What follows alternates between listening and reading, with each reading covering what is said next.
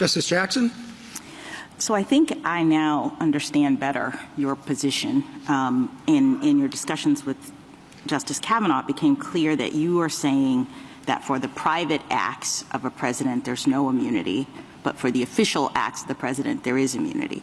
Is that your position? I agree with that. All right. So one thing that occurs to me is that this sort of difficult line drawing problem that we're having with all of these hypotheticals, is this a private act or a public act, is being necessitated by that assumption. Because of course, if official acts didn't get absolute immunity, then it wouldn't matter. We wouldn't have to identify which are private and which are public, correct? That, in fact, is the approach of the D.C. Circuit. There's no determination that needs to be right, made. But I'm just making, so to the extent we're worried about, like, how do we figure out whether it's private or public, we have to understand that we're only doing that because of an underlying assumption that the public acts get immunity. So let me explore that assumption. Why is it, as a matter of theory, and I'm hoping you can sort of zoom way out here, that the president would not be required to follow the law when he is performing his official acts? Everyone else, there are lots of folks who have very high-powered jobs, who make a lot of consequential decisions, and they do so against the backdrop of potential criminal prosecution if they should break the law in that capacity. And we understand and we know, as a matter of fact, that the President of the United States has the best lawyers in the world.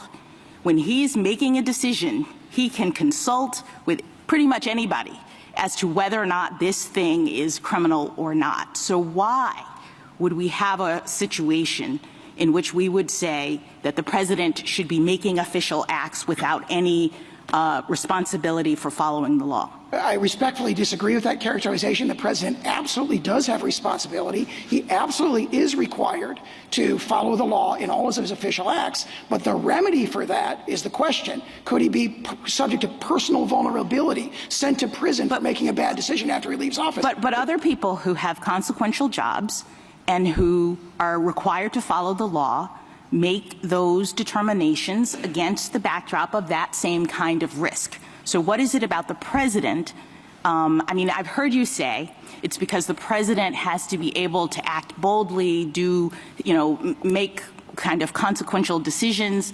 I mean, sure, but again, there are lots of people who have to make life and death kinds of decisions, and yet they still have to follow the law. And if they don't, they could be sent to prison, et cetera, et cetera. So I say two things in response to that, yes. Both from Fitzgerald. That's the very sort of inference or reasoning that this court rejected in Fitzgerald. No, but let me just, Fitzgerald was a civil situation in which the president actually was in a different position than other people because of the nature of his job, the high-profile nature, and the fact that he touches so many different things. When you're talking about private civil liability, anybody on the street can sue him. We could see that the president was sort of different than the ordinary person when you say, should he be immune from civil liability from anybody who wants to sue him?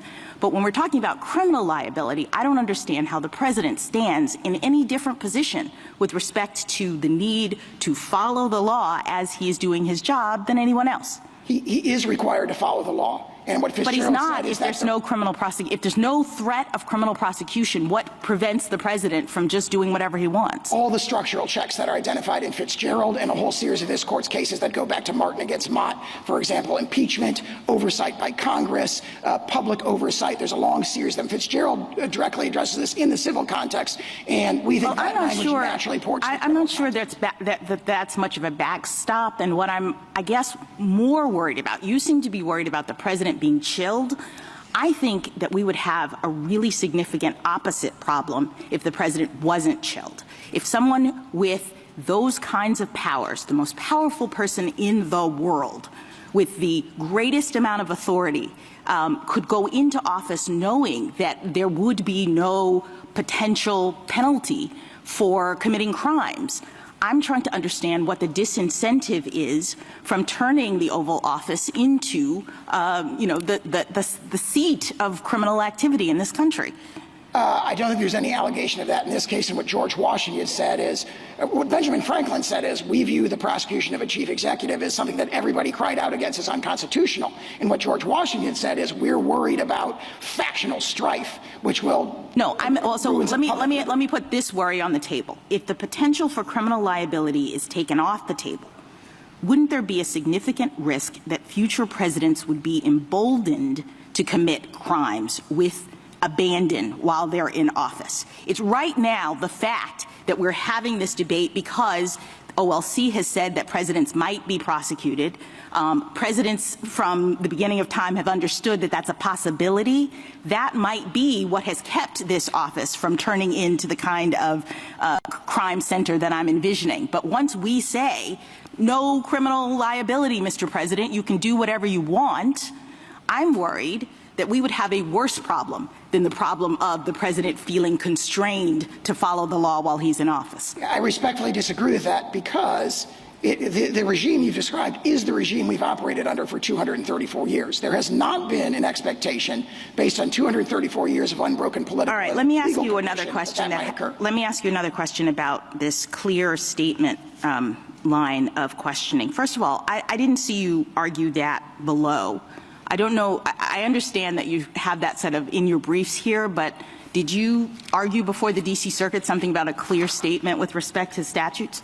Yes, in our separately filed motion to dismiss based on statutory grounds, we extensively argued not just this clear statement rule, but a whole panel. Right, but that's not the question presented in this case. The question presented in this case comes out of your motion for immunity. So to bring in now an argument that you didn't raise below, it seems to me you forfeited it. No? I believe it's fairly included within the question presented, especially because the court expanded the question presented from what either of the parties submitted. But not to statutory interpretation. I mean, that argument goes to statutory avoidance, constitutional avoidance, statutory interpretation. You asked for immunity, which is a totally different thing. I think they're very closely related logically. The question is does immunity exist and to what extent does it? And the argument is immunity at least exists to the extent that it raises a grave constitutional question that triggers the clear statement rule. That's a really tight logical logical totally circular.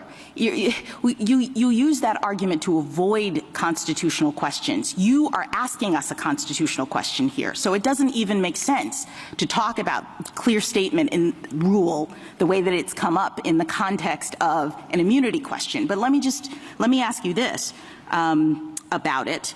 I had one more question.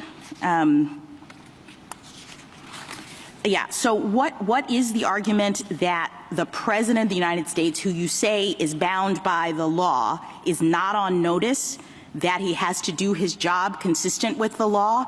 I mean, to the extent that the clear statement rule comes in at all, it's about the person not being on notice. So I guess I don't understand why Congress in every criminal statute would have to say, and the president is included. I thought that was the sort of background understanding that if they're enacting a generally applicable criminal statute, it applies to the president just like everyone else. So what is the clear statement that would have to be made in this context? Under Franklin and under Public Citizen, Congress has to speak clearly before it interferes with the president's powers, and we have here an indictment that seeks to criminalize objective conduct that falls within the heartland of core executive authority. Thank you.